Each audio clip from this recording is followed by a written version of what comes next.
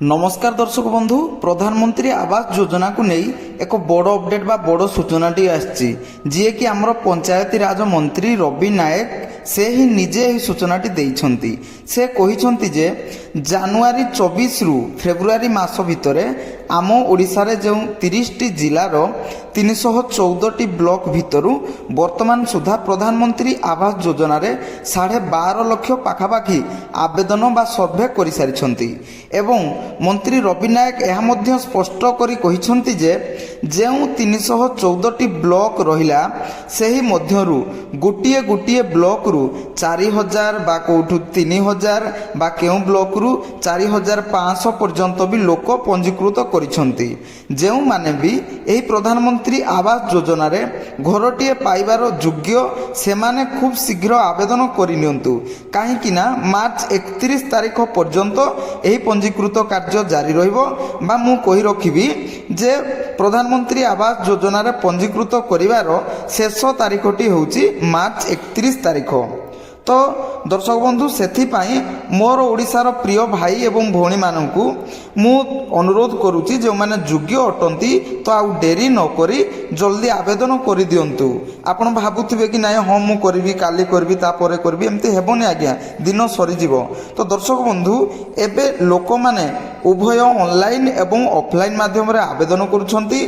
तो आपण माने मध्य एबे ऑनलाइन माध्यम रे बहुत सारा असुविधार सम्मुखीन होउथिबे, काहे कि ना एबे आवास प्लस जो ऐप टी रहिछि जोथरे आपण अप्लाई करूछंती तो से ऐप टी ठीक से काम करूनी आज्ञा। एही आवेदन करिबा समय रे जदि कोनोसी डॉक्यूमेंट रे जहा कि पट्टा पाउती बा जॉब कार्ड हैला जहा किछि हेउ सेथिरे जदि किछि भूल भटका थिबो हेले आउ कहवाकू गले मासटे मात्र समय रहा आज्ञा, पाखरे अच्छी मासटे, तेणु आपण ताहाकू करेक्शन करे नियंतु जहाँ द्वारा वेरिफिकेशन रे आपणकर जेपरी कौनसी प्रकार असुविधा हेबो नाही एवं खूब शीघ्र आपण घर पाई परिबे।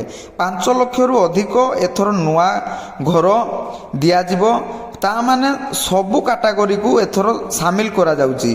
जेमिति कि आपण माने जदि बापांको ठारू अलगा रहउचंती तेबे मध्य आपनको घर मिलिबो एवं स्वामी ठारू अलगा रहउतबा स्त्री को मध्य घर मिलिबो। हैंडिकैप्ड बा दिव्यांग जो माने अटंती सेमाननको मध्य घर मिलिबो। विडो बा विधवा जो माने अटंती सेमाननको मध्य घर मिलिबो।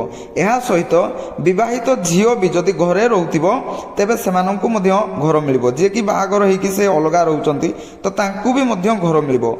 एही परि भाबरे एथर समस्तଙ୍କୁ सामिल करा जायछि। मु कहिबी आपणଙ୍କୁ कि आपण कोनोसी प्रकार फर्जरी करने को चेष्टा करंतु नाही। जेपरि कि कहार गोटे माटी घर अच्छी बा छणकुड़ा घर अच्छी ता घर सामने रे आपण छिड़ाई फोटो अपलोड करिकि भाबुचंती कि ना घरटीए मु पाई जिबी, तो एई भली आपण करंतु नहीं। काहे कि ना जदि वेरिफिकेशन बेले आपण धरा पड़ी जिबे ना तो आपण को बहुत कठोर रु कठोर दंड दिया जिवो। या सहित आपण को जरिमाना देबाकू पड़िबो एवं आपण को पई कठोर कार्यानुष्ठान मध्य सरकारी स्तर रे निया जिवो आज्ञा।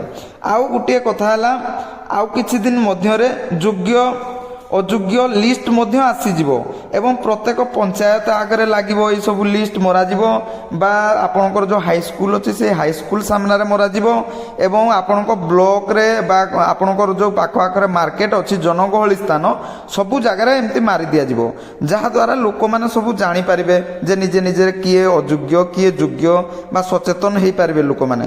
तो दर्शक बंधु, एहा थिला आजिरो किछि गुटिए इनफॉरमेशन। जदि एही इनफॉरमेशन टी आपनको भल लागिथिबो तेबे वीडियोटी को लाइक करबा सहित आम चैनल को नुआ आइथिले सब्सक्राइब कर नियंतु एवं एही भली इनफॉरमेशन आउ कहा पाखु पहुंचेबा पई जदि चाहुचंती केही डाउट रे अछंती तो दया करी शेयर कर दियंतु। वीडियोटी शेष पर्यंत देखिथिबारु बहुत बहुत धन्यवाद। जय जगन्नाथ।